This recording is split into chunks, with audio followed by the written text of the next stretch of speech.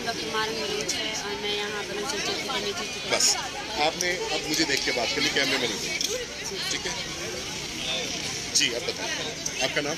मेरा नाम डॉक्टर मारंग बलूच है और आज हमारी तहरीक का 35वां दिन है। बलूच चौकी कमेटी की जानिब से ये तहरीक बलूच नस्ल के खिलाफ 23 नवंबर को स्टार्ट हुई, जब एक निहत्ता नौजवान जिसको दौरान कस्टडी जो है ना उसको फेक इनकाउंटर में मारा गया, उसके ख़ानदान के हमरा हमने तुरबत में 15 दिन तक जो है ना एहतजाजी धरना दी। एहतजाजी धरने के बाद कमेटी और लवाकिन के फैसले के बाद हमने लॉन्ग मार्च का इनेकाद किया।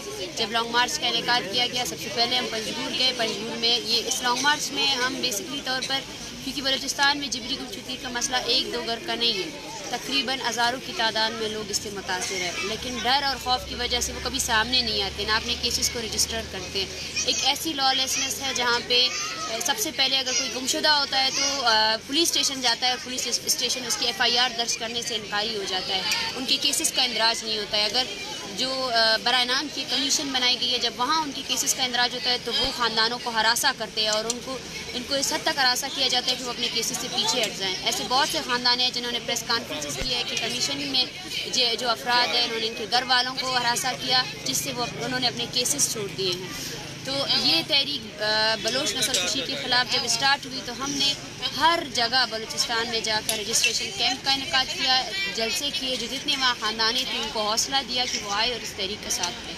तो तुरबत में हमारे पास तकरीबन 15 से 20 ख़ानदाने थे, लेकिन जैसे जैसे ये तहरीक आगे चलती गई वहाँ हमने लोगों को हौसला दिया और जो लापता अफराद के अलावा कि जिनके केसेस कहीं पे इंदराज नहीं थे उन्होंने भी अपने केसेस इंदराज करना स्टार्ट किए।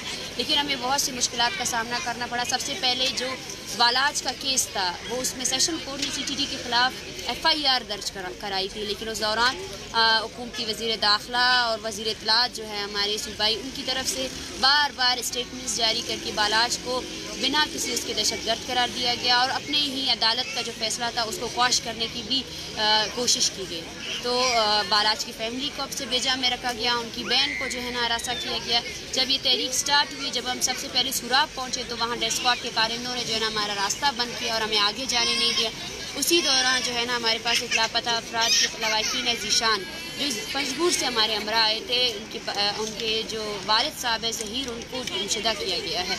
तो वहाँ उन पर तशद्दुद भी किया गया, वो फुटेज वो सब कुछ हमारे पास मौजूद है। फिर भी ये तहरीक आगे चलती रही। हुज़ार में डेथ स्क्वाड के कारिंदों ने हमें रजिस्ट्रेशन करने नहीं दिया और उसके बाद जहाँ जहाँ से ये तहरीक गुजरी वहाँ लोगों पर FIR दर्ज किए गए। जहाँ हम कोलू में किसी घर में हम लोग रिहाइश पजीर थे, रात गए जो है ना छापे मारे गए। CB डिवीज़न के कमिश्नर के ज़रिए जो है हमें ये कहा गया कि हम आपको आगे नहीं जाने देंगे। और फिर जब हम कोलू में थे, कोयटा पहुँचे सबसे पहले। ये long March Turbat to Quetta का था सबसे पहले, लेकिन तुरबत कोयटा पहुँचते साथ ही वो जो स्टेटमेंट्स थी वो तो जारी रहे हमारे खिलाफ। उसके साथ साथ तुरबत में कोयटा में रेड जोन को टोटल ब्लॉक कर दिया गया। रेड जोन को ब्लॉक करने का मकसद ये था कि हमें इश्तियाल अंगेज़ी की तरफ लेकर जाया जाए और जो ये पुरअमन तहरीक है इसको ख़त्म करने की जो रियासती साजिश थी वो कामयाब हो जाए। तो हमारे साथी सरियाब मिल एक कोयटा का बहुत दूर दराज और सर्द इलाके, ना वहाँ वाशरूम की एक्सेस है ना कुछ।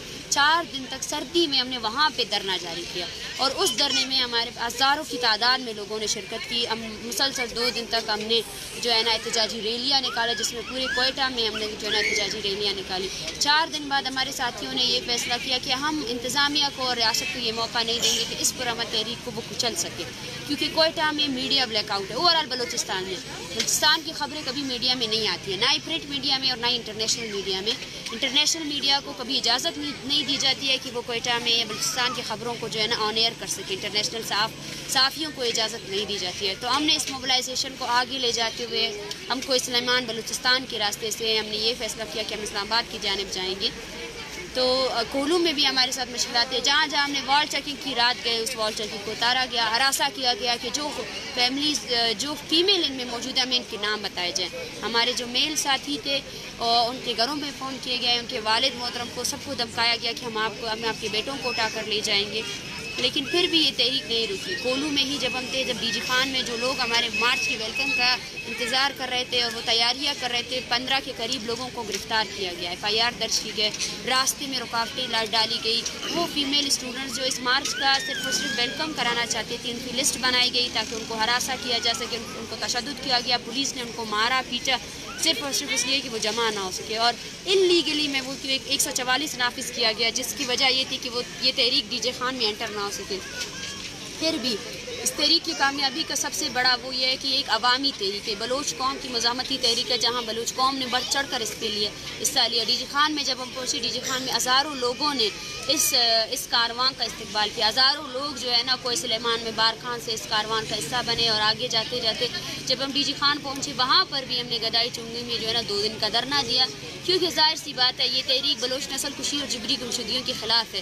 تو اس تحریک کے دوران جتنے لوگ گرفتار ہوئے تھے, ہم چاہتے تھے کہ وہ پہلے رہا ہو جائے, تبھی ہم فارورڈ موو کریں گے.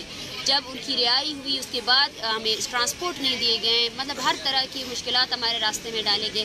ٹرانسپورٹ کے لیے بھی ہم نے دھرنا دیا. ٹرانسپورٹ کا جب ایشو سالو ہوا, جب ہم اسلام آباد کی ڈی آئی خان گئے, ڈی آئی خان میں بھی لوگوں پر جو ہے نا پھر سے FIR کی گئی جنہوں نے ہمارا استقبال کیا تھا. ڈی آئی خان سے جب ہم اسلام آباد پہنچنے والے تھے, اسلام آباد پہنچتے ساتھ ہی ہمیں چول پلازا میں روکا گیا. روکنے کی جب ہم نے وجہ دریافت کی تو انہوں نے کہا آپ کو پریس کلب انٹر نہیں ہونے دیں گے, آپ کو کسی پارک میں رکھیں گے لیکن پریس کلب انٹر نہیں ہونے دیں گے. لیکن اس کی واضح وجہ یہ تھی کہ وہ لوگ آگے جو ہے نا ہمارے راستے میں رکاوٹیں کھڑی کرنا چاہتے تھے. جب ہم نے انتظامیہ کے ساتھ یہ نیگوسیشنز کیے کہ ہم جو ہے نا پیسفلی جائیں گے, جس طرح ابھی ہم 4 دن سے اس پریس کلب میں بیٹھے ہوئے ہیں, اسی طرح ہی ہم اپنا احتجاج ریکارڈ کرانا چاہتے تھے, لیکن ہمیں روکا گیا. اور اس کے بعد جب ہم 26 نومبر میں بیٹھے ہوئے تھے اور ہم نے بھی فیصلہ کر لیا تھا, بہت سردی تھی, واش روم کی سہولیات نہیں تھی, نہ ہی ہمارے جتنے بلوچ اسٹوڈنٹس تھے یا لیفٹ کے جتنے لوگ تھے سب کے سب کوئٹہ پریس یا اسلام آباد پریس کلب میں ہمارا انتظار کر رہے تھے. تو ہمیں روکنے کی وجہ یہ تھی تاکہ ہمارے حوصلوں کو پست کیا جائے. اور پھر سردی میں ہم نے یہی فیصلہ کیا کہ ہم آگے موو نہیں کریں گے. ہمارا شروع دن سے ہی یہ فیصلہ تھا کہ جہاں جہاں ہمیں ریاست روکے گی وہاں ہم وہیں پہ دھرنا دیں گے, لیکن ہم آگے موو نہیں کریں گے. ریاست کو یہ موقع نہیں دیں گے کہ ہم اپنا روائلہ سے استعمال کر سکے. جب ہم نے یہ فیصلہ کیا 2:30 بجے 12:30 کے ٹائم کہ ہم آگے موو نہیں کریں گے, تب ہمیں اطلاع ملی کہ پریس کلب میں جو ہمارے ساتھی انتظار کر رہے تھے مارچ کاؤنٹی پر واٹر کینن سے اور جو ہے نا لاٹھی چارج کر کے عورتوں کو اور نوجوانوں کو بہت زیادہ مارا گیا تھا. اور باقاعدہ یہ لوگ بار بار یہی بات بول رہے تھے کہ مارو ان کو. وہ بالکل بول رہے تھے کہ بھائی ہم گرفتاری دینے کے لیے تیار ہیں, لیکن کا یہی وہ تھا کہ وائس لیکس بھی ہوئے ہیں کہ مارو ان کو, مارنا ہے, آگے نہیں چھوڑنا ہے. پھر سب سے پہلے جو ہمارے, کیونکہ ریاست جو ہے نا چاہتی تھی کہ یہ چیز میڈیا کے سامنے نہ آئے, تو ہماری خود کی جو ٹیم جو کوریج دے رہی تھی سوشل میڈیا میں, سب سے پہلے دعویٰ ان پر بولا گیا. مردوں کو گھسیٹ رہے تھے تو عورتوں نے جب ان کو بچانے کی کوشش کی, میں خود گاڑی کے اوپر چڑھی کہ میں کسی مرد کو پھر سے گمشدہ ہونے نہیں دوں گی اس ریاست کے ہاتھوں. تو میرے ساتھ جو ہے نا گاڑی پہ چڑھی تھی بولان کریم کی بہن جس کی بھائی کو 10 سال سے گمشدہ کیا ہے, ذیشان جس کے باپ کو جو ہے نا 10 سالوں سے گمشدہ کیا گیا ہے, اور علی شیر اتنا چھوٹا بچہ ہے 13 سال کا, وہ بھی میرے ساتھ چڑھا تھا. ہمیں یہ لگ رہا تھا اس ٹائم کہ شاید ریاست جو ہے نا ان کو نہیں لے جائے گی, شاید ہمیں تنگ کرنے کی کوشش کر رہی ہے. لیکن اب میں یہ سمجھتی ہوں کہ ریاست نے ہمارے لیے ایک ہی پالیسی بنائی تھی, ان کو مارنا ہے لیکن ان کو نہیں چھوڑنا ہے. گاڑی اسٹارٹ کی گئی, پہلے میں گری, بولان کریم کی بہن گری, گلزار دوست گرا, اور بہت سے ہمارے ساتھی جو اس گاڑی سے چپکے ہوئے تھے ان کو بھی گرایا گیا. پھر سے ہم دھرنے کی جگہ میں گئے, پھر سے ہمارے اوپر پھر سے تشدد کیا گیا. اور اس مرتبہ 4 مرتبہ 2 مرتبہ پریس کلب آئے اور 2 مرتبہ وہیں 26 نمبر پہ, اور عورتوں کو مارا گیا, عورتوں کو گھسیٹا گیا, اور عورتوں کے میرے تو ہاتھ پاؤں سے مجھے اٹھا کر جو ہے نا گاڑی میں ڈالا گیا. میں بولتی رہی کہ میں گرفتاری دینے کے لیے تیار ہوں, لیکن بار بار بول رہے تھے پکڑو اس کو پکڑو, اس کو نہیں چھوڑنا ہے, یہ جو ہے نا دہشت گرد ہے, فلان ہے. تو جیسے ہی ہم تھانے پہنچنے کے بعد ہم نے یہی کام نے کس جرم کے لیے ہمیں گرفتار کیا گیا ہے, تو کوئی جرم نہیں بتایا گیا. وہاں پر بھی ہمارے ساتھ جو ہے نا ایک بے ایمانہ رویہ رکھا گیا. وومن پولیس اسٹیشن ہمیں جب ٹرانسفر کیا گیا تو سارے ہمارے ساتھیوں کے موبائل چھینے گئے. بوڑھی عورتیں تھیں ہمارے ساتھ اور بوڑھی عورتوں کو بھی ہراساں کیا گیا. ایک بوڑھی اماں ہے ہمارے پاس, خلیل احمد کی امی ہے, اس کے پاس اس کی صرف جو بیٹا ہے اس کا صرف NIC اس کے پاس تھا, اس کو وہ NIC بھی ایکسیس نہیں دے رہے تھے. اور بچوں کو ہم تقریباً 52 عورتیں تھیں اور 6 بچے تھے ہمارے ساتھ. زبردستی ہمیں ایسے سیل میں رکھا گیا نہ جہاں پہ فرش تھا, ننگا فرش تھا, نہ ہمیں پانی دی گئی.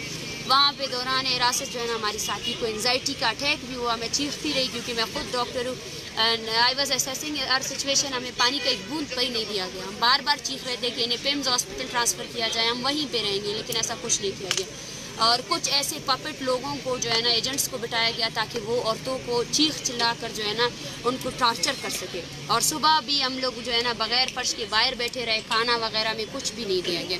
اینڈ دین آفٹر 2 بجے جو ہے نا مجھے پھر سے افز بیجا میں رکھنے کے لیے مجھے پورے اسلام آباد سٹی میں گاڑی میں بیٹھ کر گھمایا گیا تاکہ فیملیز کو یہ جو ماشاءاللہ سے ہماری 4 رکنی کمیٹی تھی وہ فیملیز کو ہراساں کر کے پھر سے کوئٹہ بھیج سکے. لیکن فیملیز نے جب جانے سے فوری طور پر انکار کیا اور جب ہم نے مشترکہ طور پر یہ فیصلہ کیا کہ ہم اسلام آباد پروٹیسٹ کرنے آئے ہیں تو پروٹیسٹ کریں گے, تو اس کے بعد بھی جو ہے نا ہمارے وکلاء کے سامنے میڈیا کے سامنے جو ہے نا عورتوں کو حملہ آور ہوئے. میں جب ریکویسٹ کر رہی تھی تو وہ حملہ کر رہے تھے, وہ ایک ایک کو کھینچ کر گھسیٹ کر جو ہے نا بچوں کی چیخیں نکل رہی تھی. ہم بار بار بول رہے تھے ان کو چھوڑ دیں, یہ اسلام آباد والے ہیں ان کو چھوڑ دیں, لیکن کچھ بھی کوئی نہیں سن رہا تھا. اور ایک ایسی حالت بنائی گئی جہاں پہ ہمیں ایسا لگا کہ ہم شاید جو ہے نا یہ جو جمہوریہ پاکستان کی یہ جو ریاست ہے یہاں پہ نہیں ہے بلکہ کسی مقبوضہ قوم ملک میں آیا جہاں پر حملہ آور ہو رہے ہیں یہ سپاہی جنہوں نے رنگ برنگی وردیاں پہنی ہوئی ہیں اور جو غصے سے دیکھ کر ہمیں گالیاں بھی دے رہے ہیں. اور جب ہم نے ریزسٹ کیا تو مجھے افسوس سے کہنا پڑتا ہے جب کوئی بلوچ عورت ریزسٹ کر رہی تھی تو اس کا دوپٹہ کھینچا جا رہا تھا, اس کی قمیض کھینچی جا رہی تھی, اس کی شلوار بھی کھینچ رہے تھے صرف اور صرف اس لیے تاکہ وہ ریزسٹ نہ کر سکے. جب عورتیں بچے یہ کامیاب ہوئے بس میں جا کر بیٹھنے میں اور بس کو نہیں چھوڑا, اس کے بعد سب سے پہلے انہوں نے مجھے پکڑا, میرا موبائل فون پکڑا گیا, مجھے کھینچا گیا, میں چیختی رہی کہ کیوں کر رہے ہو, تو سارے جو افسران تھے ان کا آرڈر تھا مارو اس کو مارنا ہے, اس کو نہیں چھوڑنا ہے. تو 4-5 کے قریب کانسٹیبل آئے, کمرے میں لائٹ بند کی اور مجھے مارنا اسٹارٹ کیا. میں چیختی رہی کہ آپ کیوں مجھے مار رہے ہو, آپ لوگ ایسا نہیں کرو پلیز, یا آپ لوگ کسی اور کے آرڈرز کو فالو کر رہے ہو, یہ نہیں کرو, ہمارے ساتھ عورتیں ہیں بچے ہیں, کیوں ہمیں مار رہے ہیں, جاؤ. اور جواب میں ان کی نفرت کی انتہا دیکھے تو یہ بول رہے تھے بلوچیوں تم لوگ جاؤ اپنے ملک میں, یہاں پہ نہیں رہنا ہے. اور پھر جب 7 گھنٹے تک مجھے اب سے بیجا میں رکھا گیا, بار بار میرا موبائل فون نہیں دیا گیا, بچے بوڑھے وہاں پر انتظار کر رہے تھے. 7 گھنٹے بعد میڈیا کے پریشر سے اور جو ہمارے ساتھی تھے خاص کر جو ڈرائیور تھا جب اس نے انکار کیا کہ میں جو ہے نا گاڑی نہیں چلاؤں گا, اس کے بعد مجھے کھولا گیا اور اس کے بعد جو ہے نا ہم نے کامیابی سے جو ہے نا اپنے لوگوں کو انہی جگہوں میں شفٹ کیا. اور افسوس کی بات ہے جی صاحب نے یہ بھی جھوٹ بولا کہ ہم نے ان کو ہاسٹلز میں رکھا ہے. ہم اپنی مدد آپ کے تحت یہاں آئے تھے کیونکہ ہمارے کیمپ انہوں نے اکھاڑ دیے تھے, ہمارے کمبل انہوں نے پھینک دیے تھے, ہمارے جتنے جو لوگ آئے تھے ان کے پیاروں کی تصویریں تک انہوں نے پھینک دی, کچھ بھی نہیں تھا ہمارے پاس. اب بھی اتنے ایسے سینکڑوں خاندان یہاں پہ پیچھے جن کے کپڑے نہیں ہے, کچھ بھی نہیں ہے, وہ 4 دن سے ایک ہی جوڑی میں یہاں بیٹھے ہوئے, وہ سب جب اٹھا لیے گئے تھے تب ہم لوگوں نے صرف اپنی انرجی قوت بچائے رکھی تاکہ ہم اگلے دن پریس کلب میں جو ہے نا اسلام آباد پریس کلب میں اپنا احتجاج کنٹینیو کر سکیں. مجھے افسوس سے کہنا پڑتا ہے کہ اس دن بھی تقریباً 24 گھنٹے تک ہمیں تھریٹ کیا جا رہا تھا کہ ہم آپ کو نہیں چھوڑیں گے. اچھا مجھے اینڈ پہ بتا دیں, ہم لوگ پیسے پروو کر دیں. ابھی آئی جی کو سسپینڈ کر دیا گیا, ڈی سی کو سسپینڈ کر دیا گیا, ابھی آپ کی ڈیمانڈس کیا ہیں؟ دیکھیے آئی جی اور پولیس کے ساتھ تو ہمارا مسئلہ تھا ہی نہیں. کل رات 3:30 بجے ویگو گاڑی میں نقاب پوش مرد آئیں کیونکہ انہوں نے ہتھیاریں دکھائیں اور خواتین کو ہراساں کیا. اس کے بعد جو ہے نا ہمارے جو سامان تھا اسے اٹھا کر لے کر گئے. میرے خیال سے پولیس کی جو وین تھی وہ یہیں پہ تھی. ایٹ اے ٹائم یہاں کیمرے 24 ہر طرف سے لگے ہوئے ہیں, کیمرز کو بند کیا گیا. جب ہم نے ان سے پوچھا کہ یہ ہمارے اوپر حملہ آور ہوئے تو انہوں نے کہا ہمارا یہ ڈومین نہیں ہے. تو ہم سمجھتے ہیں کہ ریاست کا رویہ یہی ہے. اور ابھی بھی ہمارے 100 کے قریب ایسے ساتھی ہیں جن میں ڈاکٹر ظہیر بلوچ جو PhD کے اسکالر ہیں, ان کا ہمیں کچھ نہیں پتہ, ان کو کسی عدالت میں پیش نہیں کیا گیا ہے. ہمارا مطالبہ جو ہے نا اس تحریک کے تحت جو ہے نا انٹرنیشنل جتنی ہیومن رائٹس آرگنائزیشن ہے, UN ہے, ان کو بلوچ نسل کشی کے پر ایک نظر ثانی کرانی ہے کہ آئیں دیکھیں بلوچستان میں کیا ریاستی مظالم ہو رہے ہیں. اور ریاست کے ادارے, ریاست کی جوڈیشری بالکل ناکام ہو چکی ہے. مذاکرات کو تو چھوڑیں, یہ لوگ جو لوگ ہمارے تحریک کا حصہ بنے ان کو گرفتار کر کے لے جا رہے ہیں, جو لوگ ہماری تحریک کا حصہ بنے ان پر FIR کی جا رہی ہے. ڈاکٹر ظہیر جو ہے نا ابھی تک گم شدہ ہے, اس کا کچھ پتہ نہیں ہے کہ وہ کہاں. یہ وہ سنجیدگی ہے, یہ وہ حالت ہے جو بلوچستان میں ہر گلی کوچے میں ہو رہا ہے, جس کے تحت بلوچوں کو ان کی شناخت کی بنا پر جو ہے نا ان کی نسل کشی کی جاتی ہے, ان کو مارا جاتا ہے, ان کو پھینکا جاتا ہے. نہ عورتیں محفوظ ہیں, نہ بچے محفوظ ہیں. اور ایک ایسی صورتحال اختیار کر دی گئی. آپ کب تک اپنا پروٹیسٹ جاری رکھیں گے؟ دیکھیے یہ تو ریاست پر ڈیپینڈ کرتا ہے. یہاں ہمارے ساتھ ایسی مائیں بھی ہیں جو بولتے ہیں کہ ہم نہیں جائیں گے, اور یہ اب ریاست پر ڈیپینڈ کرتا ہے کہ یہ پروٹیسٹ یہاں ختم نہیں ہوگا. ہم اسلام آباد سے اگر گئے بھی تو یہ موومنٹ پورے بلوچستان میں اب بھی جاری ہے. ہم پورے بلوچستان کی نمائندگی کر رہے ہیں. 2 دہائیوں سے جو ریاست نے بلوچستان کی آواز کو دبایا ہے, آج وہ پورا بلوچستان اس کے خلاف سراپا احتجاج ہے. آواران جس کو اس نے فوجی چونگی بنایا, کولو جس کو اس نے ایک فوجی کالونی کی طرح ٹریٹ کیا, وہاں کے لوگ بھی ہمارے کال کا انتظار کر رہے ہیں. Thank you.